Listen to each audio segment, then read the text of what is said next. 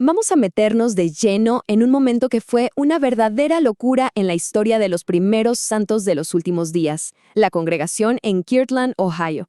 Fue un punto de quiebre total, lleno de una fe increíble, pero también de muchísima confusión y de encuentros que, bueno, cambiarían el rumbo de su historia para siempre. Empecemos por donde todo estalló. A ver, situémonos en el otoño de 1830, en Kirtland, Ohio. La vida por ahí era bastante tranquila, todo normal, pero un encuentro muy dramático estaba a punto de desatar una cadena de eventos que nadie se esperaba y que redefiniría a toda la comunidad. Todo empieza, digamos, con un portazo en la cara. 3 misioneros, Oliver Cowdery, Parley Pratt y Siva Peterson, llegan a la casa de una tal Abigail Daniels. Pero en lugar de un «Hola, pasen», se topan con una pared. Abigail, que estaba trabajando en su telar, los frena en seco, agitando su lanzadera y les dice que de ninguna manera va a escuchar su mensaje.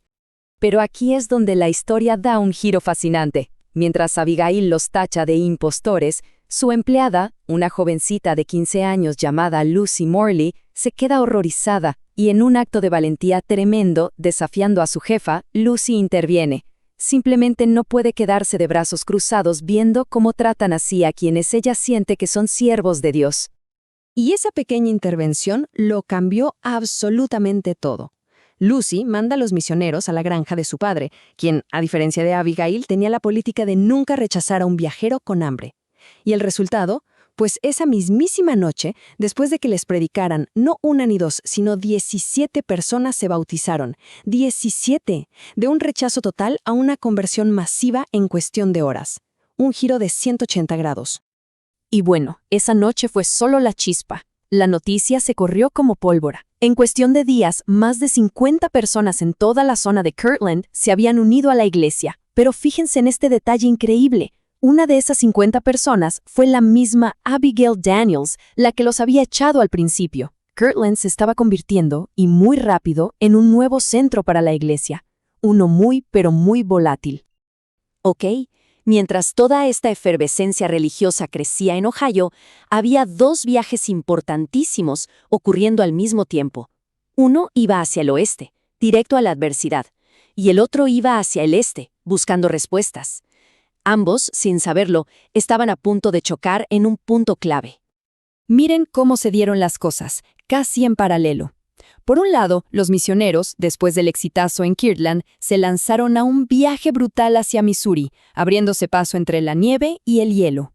Y al mismo tiempo, 2 de los nuevos líderes de Ohio, Sidney Rigdon y Edward Partridge, viajaban en la dirección completamente opuesta, hacia Nueva York, para conocer en persona al profeta José Smith. Ahora, Edward Partridge no era un tipo que se creyera cualquier cosa. Era un fabricante de sombreros, un hombre práctico y muy cauteloso. Así que, antes de siquiera hablar con José Smith, hizo algo bastante particular. Se fue a escondidas a inspeccionar la granja de la familia Smith. Su lógica era que la forma en que cuidaban su tierra diría mucho de su carácter. Y lo que vio, el orden, los muros de piedra bien puestos, el trabajo duro, lo convenció de que eran gente honesta. Esa misma noche, ya con su investigación de campo terminada, Edward y Sidney llegaron a la casa de los Smith justo cuando José estaba predicando. Apenas terminó, Edward se puso de pie y, sin titubear, dijo: «Estoy listo para bautizarme». Su búsqueda había terminado. Su lado práctico y su lado espiritual finalmente hicieron clic. Bien, ahora pasemos a la tercera pieza de este rompecabezas, porque mientras todo esto pasaba en Ohio y en el camino, José Smith en Nueva York no estaba de brazos cruzados, estaba metido de lleno en un proyecto de traducción que iba a sentar las bases teológicas de todo lo que estaba por venir. Mientras traducía la Biblia de una forma inspirada, José empezó a aprender sobre un antiguo profeta, Enoc, y su pueblo. Resulta que ellos habían construido una ciudad llamada Sión, y no era cualquier ciudad, era un lugar de una rectitud tan pura que, según los escritos, fue llevada a la presencia de Dios. O sea, esto no era solo una historia antigua, era un plano, un modelo divino de cómo construir la comunidad perfecta aquí en la tierra. ¿Y cómo era esta sociedad ideal de Sión? Bueno, eran uno en corazón y mente, vivían rectamente y Esto es clave. No había pobres entre ellos. Se cuidaban los unos a los otros. Este era el ideal celestial que los nuevos santos ahora tenían como meta, un llamado a dejar atrás las divisiones del mundo y crear un verdadero refugio de unidad. Y aquí llegamos a la gran pregunta de toda esta época. ¿De verdad era posible?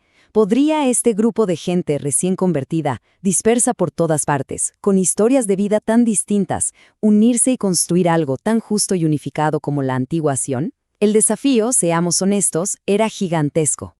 Y es justo en este punto donde las tres historias que hemos seguido, los conversos emocionados de Ohio, la confirmación de sus líderes y la revelación sobre Sion, finalmente chocan y se unen en un solo y poderoso mandamiento.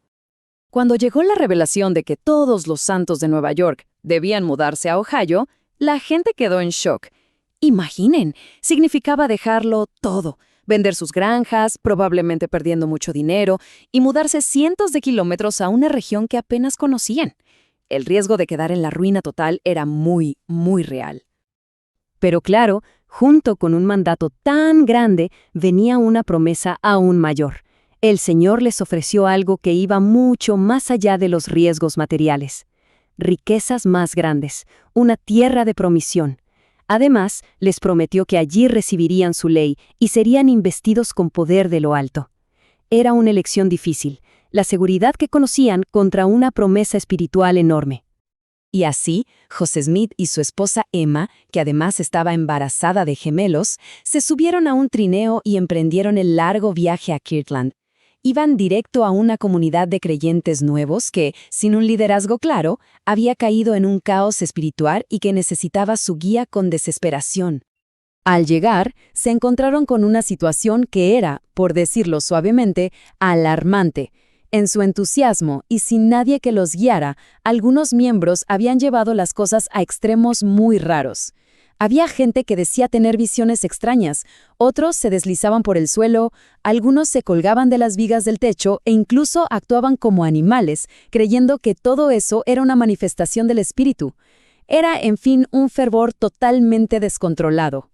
El clímax de toda esta convergencia tiene fecha y lugar, 4 de febrero de 1831. Un trineo se detiene justo enfrente de la tienda de uno de los miembros más importantes de la comunidad, un hombre llamado Newell K. Whitney. El orden estaba literalmente a punto de entrar por la puerta para confrontar al caos. De repente, un joven de 25 años entra en la tienda. Le extiende la mano a Newell y le dice con toda seguridad: «Newell K. Whitney, usted es el hombre». Newell, completamente desconcertado, le responde algo como: «Me lleva usted ventaja, porque yo no sé quién es». Nunca en su vida se habían visto. Y entonces José le da la respuesta que lo cambia todo. «Soy José, el profeta. Usted ha orado para que yo viniera. Ahora, ¿qué desea de mí?». Con esa pregunta, el caos de Kirtland finalmente se encontró cara a cara con su profeta. Y no, ese no era el final de la historia, sino el comienzo de un desafío todavía más grande. ¿Cómo construir una comunidad de Sion a partir de la fe, la confusión y la esperanza? La gran pregunta quedó flotando en el aire. Hey, si te gustó el video dale like y suscríbete al canal.